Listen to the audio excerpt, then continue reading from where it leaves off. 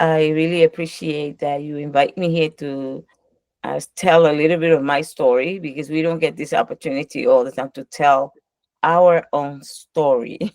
We are always telling other people's stories and somebody else's story, or reading some books of somebody's writing, and very little time spent on realizing and self-analyzing our own self and be able to share what we feel and who we truly are. I have been looking at some publication that was done over almost 400 years ago, 360. It was published in 1666, which is dictionary written by um, Raymond Breton, who was a priest from France that came to live among the people of Dominica, St. Vincent, and I would say, I think Suriname is the other island. He was in different islands, learning the language of the people to produce a dictionary that will allow the Catholic Church understand our language. Uh, Good resource. History of Caribbean, they called our people Mm-hmm. islands, right? Okay. Caribbean islands. So Mm-hmm. it's really, the letters are very small. I got this in Amazon. This is a very ancient book that they put out Okay. of the Mm-hmm. ancient book, published in the 1600s, 1666. And it's showing how people lived. But the fascinating part is the area where the language is. If any one of you purchase it, it's written by Charles de Rochefort, Johns Davis, but it says the history of Caribbean islands. So I'm gonna put it closer here, maybe Yeah. snapshot of it, and Yeah. be able I to see. get the Thank you for sharing all that right. with us. And it tells about the language, and it's so fascinating. And I even underlined some of the Mm-hmm. way in which we speak today. And then that's the way we are the only people that have preserved this language in the way that it was spoken in the Caribbean.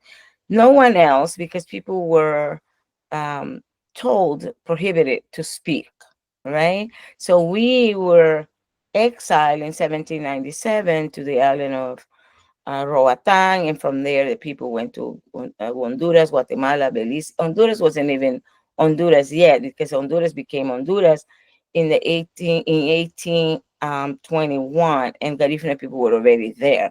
So the fact that the people are constantly threatened to leave their land, it doesn't make any sense in Honduras, because it's a constant um, battle, working with the mestizo of Honduras, always threatening the Garifuna people to leave their land, when Garifuna were already in Honduras way before Honduras became Honduras. It's a book that was written by Salvador Suazo.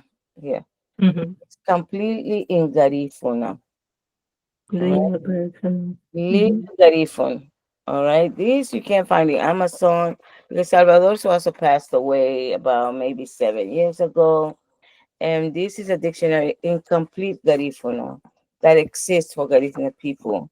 And the government on Honduras, or the University of Honduras, is joining Spain to have a dictionary written by a person from Spain. And I hope that this is the dictionary that's going to be used in the schools for our people. All right.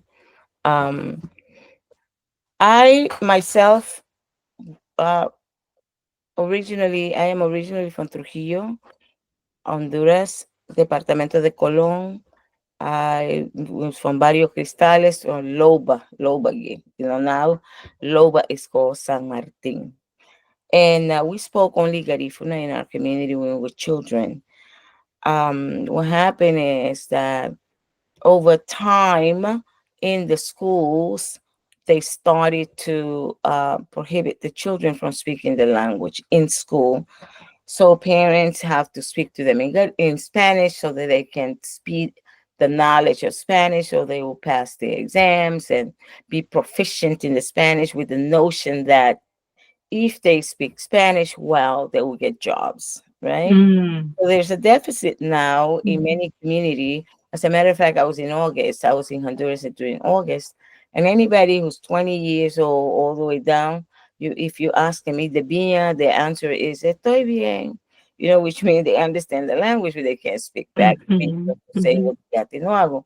Oh my Mhm. God, Mhm.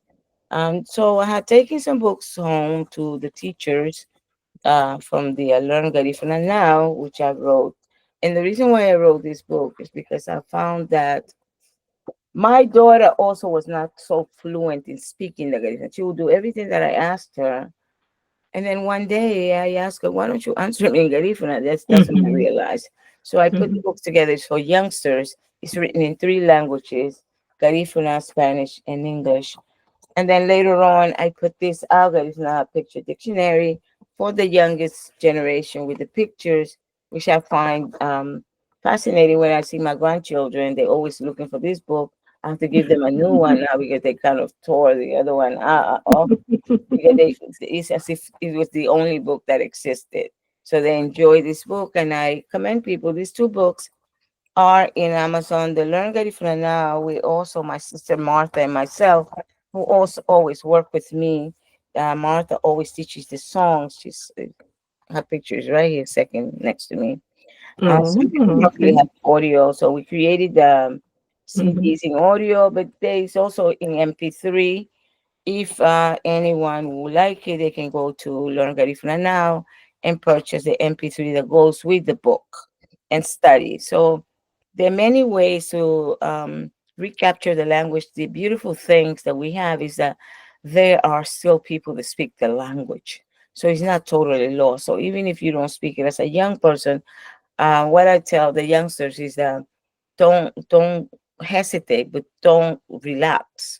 Start learning it so that you will be able to also teach it to your children. One of the things that fascinates me now that I'm getting into the spiritual songs, I finding so much of the stories of our people in within the good songs. To the point where uh, sometimes you want to cry because you can hear in the song the sufferings that our people went through when they were struggling to keep their land in the island of St. Vincent.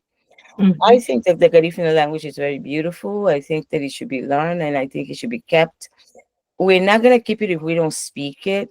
We have to speak it consistently. We have to build the schools where the language exists and create more literature. My advice to colleagues, friends, family, write the books, especially stories for children in Garifuna. Well, like I said, what I experienced was the constantly of caring of people for each other. My mom had 9 kids back home. She had one last one here when she got here, and we were all born inside the house, and there was a comadrona that would come in, the midwife, to help her, and there were other people. And then when she's giving birth, what I noticed is that neighbors will take the clothes and go wash the clothes, take care of us, make sure we eat, and vice versa. It was done to around the neighborhood during that time. Growing up was very beautiful. We had enough space to run around. We had the beach. I always loved the ocean. I think every Garifuna loves the ocean because we lived along the oceans of Central America. Mhm. um, my father was a fisherman, and he would bring fish. There was a time when we lived between Trujillo and Puerto Castilla. Puerto Castilla eventually they took it away from the people. They built the naval base in that area, and also they moved the people that way to the area where they can't even plant. There aren't that many Garifuna people in Puerto Castilla, which was a Garifuna land. But I remember going to La Punta Castilla, where they have the naval base now, the army, with my parents to plant. And my parents have the coconut farm. The coconut farm was a big deal because my father would pick the coconuts, and my mom would break the coconuts and put it in the sun, and she would create these sacks and sacks of coconut to go sell it to a ship that came to buying coconut. That's a long, long time ago.